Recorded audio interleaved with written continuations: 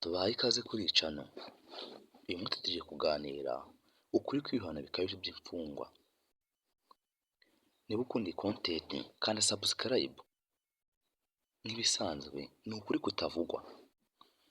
Ese isesengura ryimbitse ku bihano, uburenganzira bwa muntu n'ingaruka zacyo ku muryango nyarwanda n'isi muri rusange. Mu mateka ya muntu igihano cyakoreshejwe nk'uburyo bwo guhana icyaha no kurinda sosiyete, ariko imyaka yagiye ishira havutse ikibazo gikomeye cyane. Ese igihano gikabije kirakosora cyangwa kirangiza? Mu magereza menshi ku isi haracyari ibihano bikabije by'imfungwa, bishingiye kurenga ku mbibi z'ubutabera, bigahinduka iyicarubozo n'igikorwa gitesha umuntu agaciro. Dore impamvu bikomeje kubaho, ingaruka bigira n'icyakorwa kugira ngo haboneke igihano gifite ubumuntu.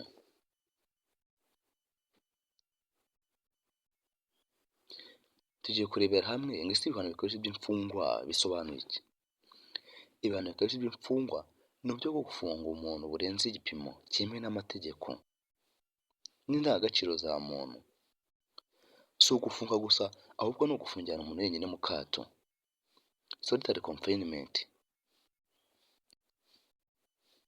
Gukubita cyangwa gukoresha iyicarubozo rishingiye ku mubiri, guhatirwa ibikorwa biremereye bidahuye n'imyaka cyangwa ubuzima, kwima imfungwa ubuvuzi, amafunguro, amazi cyangwa isuku,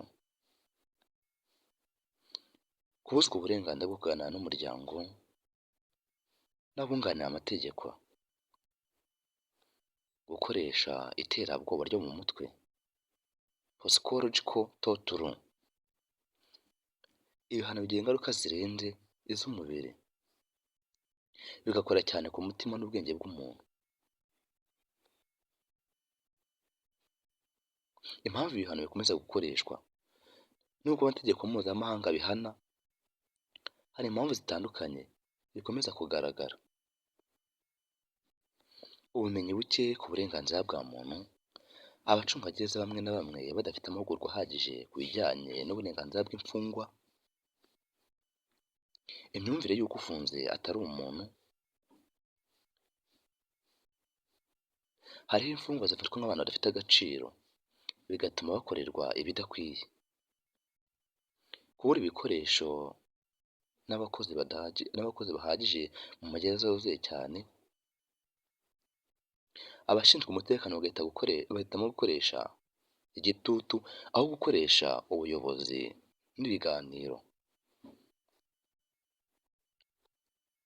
Politiki n'ubutegetsi. Mu bihugu bimwe amagereza akoreshwa nk'igikoresho cyo gucecekesha abatavuga rumwe n'ubutegetsi,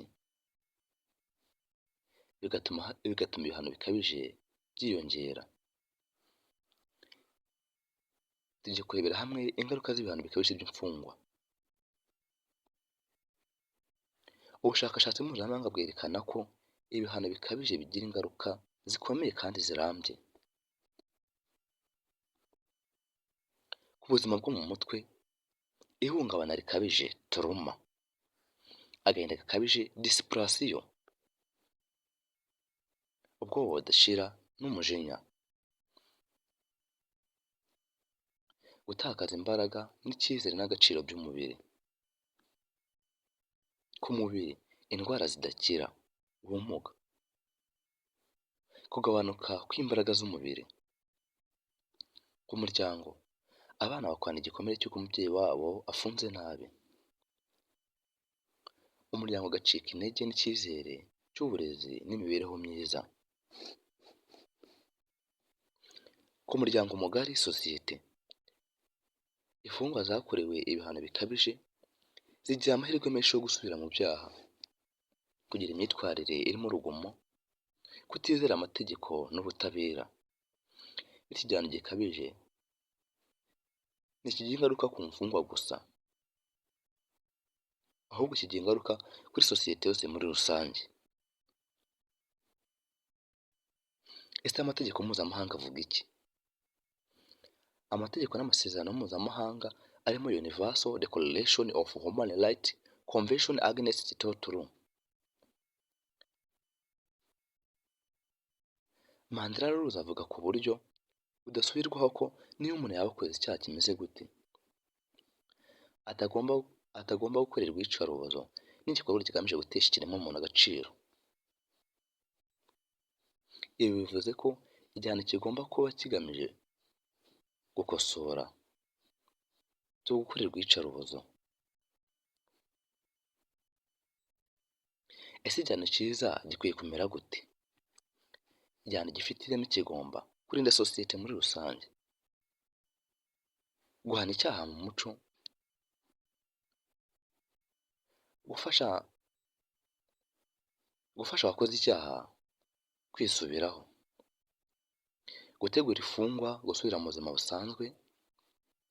Ibihugu byateye imbere mu butabera byerekana ko igororero rishingiye ku burezi, amahugurwa n'ubwubahane rigira umutekano urambye kurusha irishingiye ku bwoba.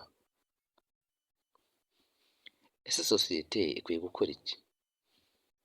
Guteza imbere ubumenyi ku burenganzira bwa muntu, gushyigikira ivugurura ry'amagororero, gukurikirana no kwamagana ibihano bikabije, gufata imfungwa nk'abantu bashobora guhinduka. Ukuri kw'ibihano bikabije by'imfungwa kudusaba gutekereza ku butabera dushaka. Igihugu gikomeye ntikimenyekanirwa ku magereza akabije, ahubwo ku buryo gikosora abakoze amakosa. Ubutabera nyabwo ntibusenya umuntu, ahubwo bumuha bundi bushya. Andika igitekerezo cyawe muri komenti, ukande subscribe, ukande na like. Turabashimiye.